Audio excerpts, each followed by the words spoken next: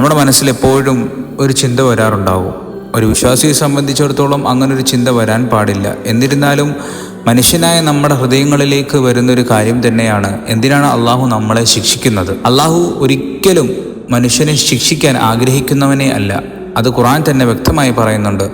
നിങ്ങൾ നന്ദി പ്രകടിപ്പിക്കുകയും വിശ്വാസം പുലർത്തുകയും ചെയ്താൽ അള്ളാഹു നിങ്ങളെ എന്തിനാണ് ശിക്ഷിക്കുന്നത്? മനുഷ്യൻ നന്മയിൽ നിൽക്കുമ്പോൾ ഒരിക്കലും അള്ളാഹു ശിക്ഷിക്കുകയില്ല.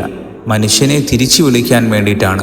ചിലപ്പോൾ ശിക്ഷ ഒരു മുന്നറിയിപ്പായി ആ മനുഷ്യൻ്റെ മുമ്പിലേക്കെത്തും. ചിലപ്പോൾ നീ വഴിമാറിക്കൊണ്ടിരിക്കുന്നു എന്ന ഒരു ഉത്ബോധനം, ഓർമ്മപ്പെടുത്തൽ അവൻ്റെ ജീവിതത്തിലേക്ക് കൊണ്ടുവരാൻ വേണ്ടി അള്ളാഹു ശിക്ഷ കൊണ്ട് പരീക്ഷിക്കും.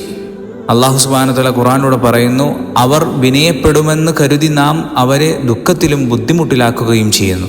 ഇതിലൂടെ നാം മനസ്സിലാക്കേണ്ടത്, അള്ളാഹു നശിപ്പിക്കാൻ വേണ്ടിയിട്ടല്ല, തിരിച്ച് മടങ്ങി വരാൻ വേണ്ടിയിട്ടാണ് അള്ളാഹു ശിക്ഷകൾ മുന്നറിയിപ്പായി നൽകുന്നത്. അള്ളാഹു സുബ്ഹാനഹു വ തആല ഖുർആനിലൂടെ തന്നെ പറയുന്നു, നിന്റെ റബ്ബ് ആരെയും അന്യായം ചെയ്യുകയില്ല.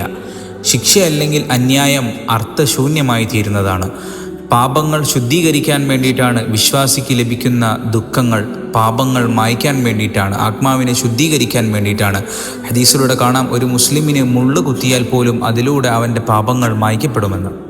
ഓരോ മനുഷ്യനും അല്ലാഹു സുബ്ഹാനഹു വ തആല തിരഞ്ഞെടുക്കാനുള്ള സ്വാതന്ത്ര്യം നൽകിയിട്ടുണ്ട്. അത് നന്മയാകട്ടെ തിന്മയാകട്ടെ, തിരഞ്ഞെടുപ്പിന് ഫലമുണ്ടാകണം. അത് തന്നെയാണ് ശിക്ഷയും പ്രതിഫലവും. ഏറ്റവും പ്രധാനപ്പെട്ട കാര്യം, അള്ളാഹുവിൻ്റെ കരുണ അവൻ്റെ കോപത്തേക്കാൾ വലുതാണ് എന്നുള്ളതാണ്. ശിക്ഷ അവസാന മാർഗമാണ്. തൗബ എല്ലാം മാറ്റുന്ന വഴിയാണ്. അള്ളാഹു ശിക്ഷിക്കുന്നത് നമ്മെ നഷ്ടപ്പെടുത്താൻ വേണ്ടിയിട്ടല്ല, നമ്മളെ സംരക്ഷിക്കാൻ വേണ്ടി മാത്രമാണ്. അള്ളാഹുവിൻ്റെ ശിക്ഷ എന്ന് പറയുന്നത് തന്നെ ഒരു പിതാവിൻ്റെ ഉപദേശം പോലെയാണ്. ഒരു പിതാവിന് തൻ്റെ കുഞ്ഞിനെ വളരെ സ്നേഹമാണ്. കുഞ്ഞ് റോഡിലേക്ക് ഓടിപ്പോകുമ്പോൾ പിതാവ് ആദ്യം വിളിക്കും, കേട്ടില്ലെങ്കിൽ ശബ്ദമുയർത്തും, ഇനിയും ഓടിയാൽ കയ്യിൽ പിടിച്ച് കഠിനമായി നിർത്തും. അപ്പോൾ കുഞ്ഞിൻ്റെ മനസ്സിൽ വേദന തോന്നും. പക്ഷേ അത് കൊല്ലാൻ വേണ്ടിയിട്ടല്ല, വണ്ടി ഇടിച്ച് മരിക്കാതിരിക്കാൻ വേണ്ടിയിട്ടാണ്. അങ്ങനെ തന്നെയാണ് അള്ളാഹു. ആദ്യം ഹൃദയത്തിലൂടെ മുന്നറിയിപ്പ് നൽകും, പിന്നെ ചെറിയ ബുദ്ധിമുട്ടുകൾ നൽകും, പിന്നെ വഴിമാറിയാൽ ശക്തമായ ശിക്ഷ നൽകും.